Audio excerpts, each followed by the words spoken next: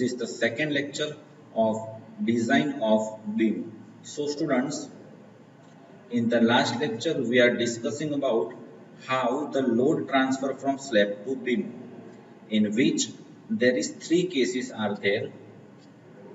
First one is when the beam supported one-way slab. So you all know that when the beam supported one-way slab, then the one-way slab's load is half is going to right side beam and half going to left side beam. In the second type of slab, it is two-way slab, and you all know that in two-way slab, our main steel is going to on both the direction, and when the main beam is going to on both the direction, then there is load on all the four beams. On a shorter direction, the figure is in triangle shape, which is the equation of W into Lx by 3, in which W is the dead load or live load. Lx means our shorter span divided by 3. And in third type of case, when the beam is supported having cantilever slab, so the equation is W into Lx. But this W, all this W is in kilonewton per meter square, and after that we have to convert kilonewton per meter square to kilonewton per meter by multiplying some length. Okay, so in this lecture we are discussing about how much load, how many loads is to be considered while designing any beam. So students, you all know that there is major two types of load. First one is dead load and second one is live load. But in dead load, there is total four loads. First one is sulfate of slab, which is calculated in kilonewton per meter square first of all. And after calculating the kilonewton per meter square, we have to convert that to kilonewton per meter by multiplying some length. If there is one way slab, then we have to multiply half of the length. If there is two-way slab, then we have to multiply some length depending on whether it is shorter direction beam or whether it is longer direction beam. Okay, so this sulfate of slab is calculated in kilonewton per meter square first of all. Second one is floor finish. So you all know that the floor finish load is already in kilonewton per meter square.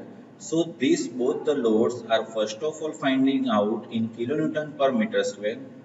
After finding out this both the load in kilonewton per meter square, we have to summation of these two values, which is the total kilonewton per meter square load, and after that we have to multiply it with some length and convert kilonewton per meter square to kilonewton per meter.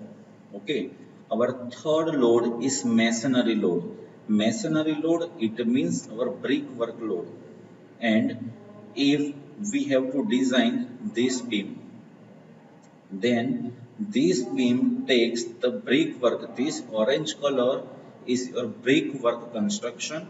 So this brickwork construction's load is directly coming on the beam. So whenever we have to calculate masonry wall load, and this masonry wall load is directly come to the beam, then at the first attempt we have to calculate the masonry wall loads in kilonewton per meter directly, because there is no any placing. Okay, and last one is sulfate of beam rib.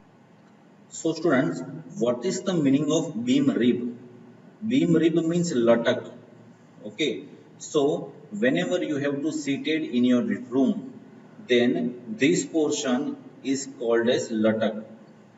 Okay, then what is the sulfate? Okay, so concrete is poured in this beam, so it is row. B means this width, and D, your D is your total depth of beam is, say for this like this, in which this portion is already calculated whenever we have to calculate sulfate of slab. Then this latex portion is called as sulfate of beam rib. Okay, so this sulfate of beam rib is also directly come to on beam. So at the first attempt we have to calculate sulfate of beam rib in kilonewton per meter. Okay, so these four major loads we have to calculate it in our designing of beam. After that, second load is live load. So you all know that live load is generally given in kilonewton per meter square. So we have to convert live load. Live load means pedestrian load or any load which is not remain steady. It means your live load is unsteady over here.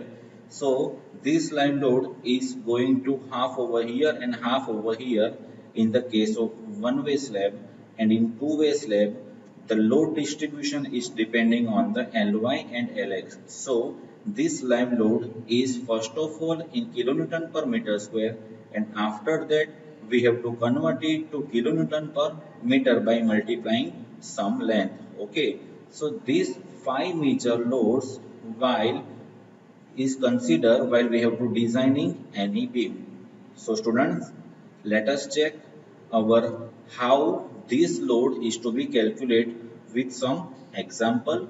So this is a small example. So our first example is thickness of slab is 115 mm. It means this green line is the thickness of slab having the thickness of 115 mm. Beam size of beam. So this is size of beam is 230 cross 300 mm. So whenever you have to design a beam, this design of beam and design of column is trial and error method. So whenever you have to design your beam at the first attempt, then you have to assume that the size of beam is 230 cross 300. After designing your beam, you have looked at it, your beam is not satisfied all the conditions, then you have to increase the size of beam. Okay, but at the first attempt, you have to assume that your size of beam is 230 cross 300 mm. Internal wall thickness is equal to 115 mm. External wall thickness is equal to 230 mm and the floor height is 3.35 meter. Okay, so students, it is already discussed in the last PPT, in the last slide, that there are main four dead loads. So our first dead load is sulfate of slab. Okay, so your sulfate of slab and your floor finish is must be in kilonewton per meter square at the first attempt. So you have to calculate your sulfate of slab in kilonewton per meter square. So the equation is rho into capital D. Now rho is the density of concrete which is 25, and D means thickness of slab which is 115 mm. So we have to convert 115 mm to 0.115 meter. So your answer is 2.875 kilonewton per meter square. Second one is floor finish. So students, whenever in the question there is no any clarification regarding the floor finish, then you have to assume the value of floor finish is equal to 1 kilonewton per meter square. So these two loads is in the kilonewton per meter square as we have to discuss earlier. Okay. Our third load is masonry wall load. So the equation of masonry wall load is rho into B into D. Now masonry wall load, it means brickwork. So what is the density of brickwork? The density of brickwork is 20 without plaster. And if you have the brief knowledge about the plaster, then you have to consider the density of brickwork with plaster, then it is to be 22 kilonewton per meter cube. Okay, so this is 20. B means the width of wall. Say for example, this wall is parapet wall. Sorry, this wall is internal wall. Parapet is at the topmost of the roof, but this wall is the partition wall. So this partition wall, it means it is internal wall. So the thickness of this internal wall is 115 mm is equal to 0.115 meter into D. D means depth, it means height of wall. So students, this is the floor height. So in the question, this floor height is given as 3.35 meter, but your brick work is started at from the bottom of the beam. So what is this height? So whenever we have to calculate the height of wall construction, then it is floor height minus depth of beam. So our depth of beam is 300 mm, which is equal to 0.3 meter. So students, after putting all this value, we will get our answer 8.76875 kilonewton per meter.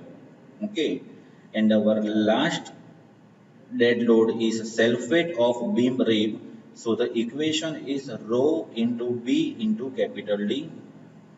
Now, what is the value of rho? Rho means density of concrete. So it is 25. B. B means this width is 230 mm and D.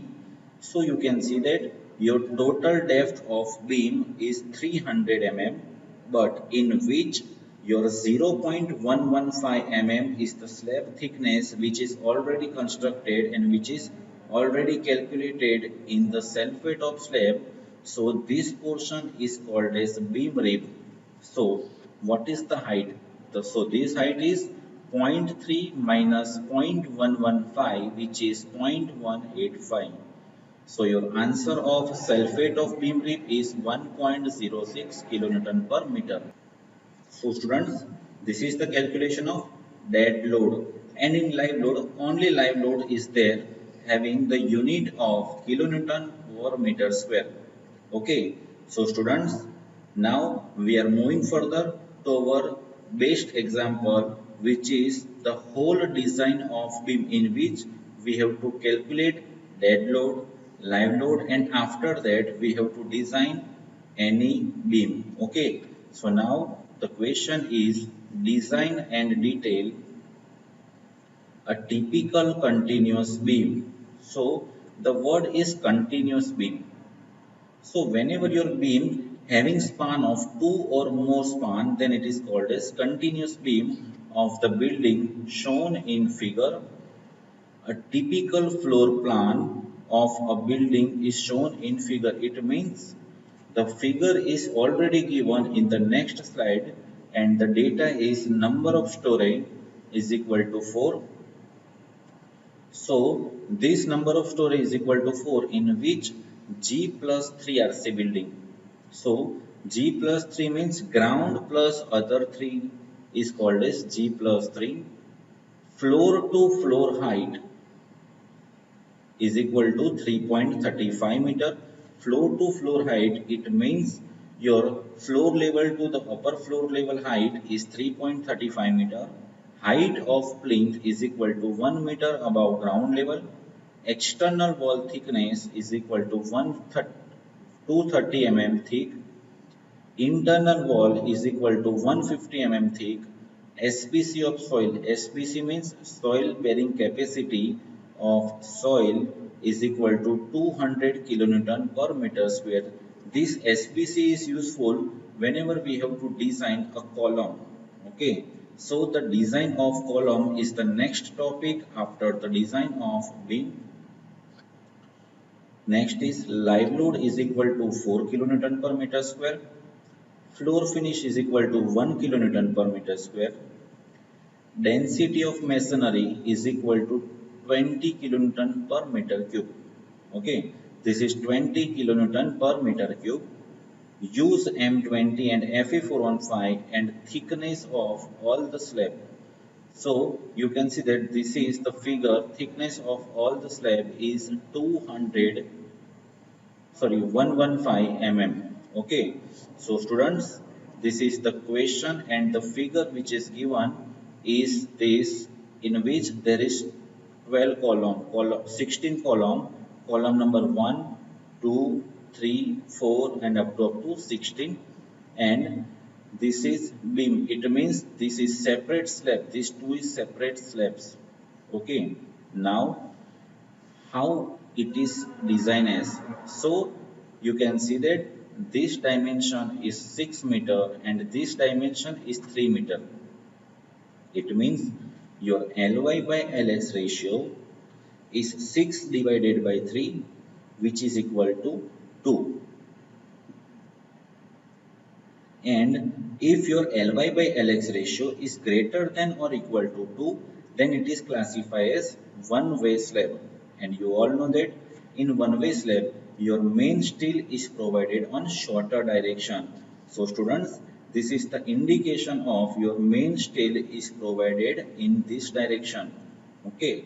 So all this upper slab, 6 slab is one-way slab, and in one-way slab your reinforcement is in this direction, and this all the slab is one-way continuous slab because your reinforcement is discontinuous over here, but your reinforcement is continue over here.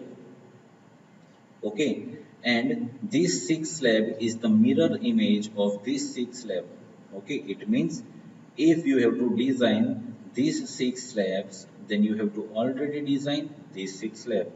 Now these 3 slabs means this dimension is 3 plus 3 is equal to 6, and this dimension is 4 meter. It means your Ly is equal to 6 meter and your Lx is equal to 4 meter, and your Ly by Lx ratio is equal to 1.5 meter, which is less than 2. And you all know that whenever your Ly by Lx ratio is less than 2, then it is designed for two-way slab. And you all know that in two-way slab, your main steel is on both the direction. So this sign indicate that your main steel is in both the direction. Now, the most important term is how to give numbering of column and beam. Okay, so you have to give the column numbering from topmost portion of the figure. It means this is the topmost portion of the figure and move left to right. So you can see that this is column 1, 2, 3, 4. Now you have to move to downward direction and start from left to right. C5, 6, 7, 8. Move to downward direction. 9, 10, 11, 12. Move to downward direction. 13, 14, 15, 16. Okay, so this is the numbering of columns. Now you have to give the numbering of beams. Okay, so you have all the knowledge of the main beam and secondary beam. So first of all, let us revise the beam which is connected with column to column is called as main beam. So this is main beam. And the secondary beams means your beam is resting on another beam is called as secondary beam. So this is your secondary beam. This is your main beam. Now, like column, start from the top portion and start from left to right. This is beam 1, 2, 3. First of all, we have to look on horizontal beams. So B1, 2, 3. Move to downward direction. 4, 5, 6. Move to downward direction. 7, 8, 9, 10, 11, 12. Now you have to rotate this figure to clockwise direction. It means if you have to rotate this clockwise direction, then this portion is coming to this portion. And now we have to repeatedly done from left to right. It means 12, 13, 14, 15 up to down 16, 17, 18, 19, 20, 21, 22, 3, 4, 5, 6, 7, 8, 9 and 30. This is total 30 beams in this figure, in which we have to design for beam number 18, 19 and 20. In this example, you have to design for beam B18, 19 and 20. Okay, so students, you all know that whenever there is no any clarification of size of beam and size of column, then it is trial and error method. So you have to assume that the size of beam is equal to 230 cross 300 mm and size of column is equal to 300 cross 300 mm. So students, in today's session, we are ending our lecture up to this slide. In the next lecture, we are moving further and calculate about the beam B18, 19 and 20, how it reacts and how many loads, how much load on beam B18, 19 and 20. Okay, so students, today this is the end of today's session. Thank you.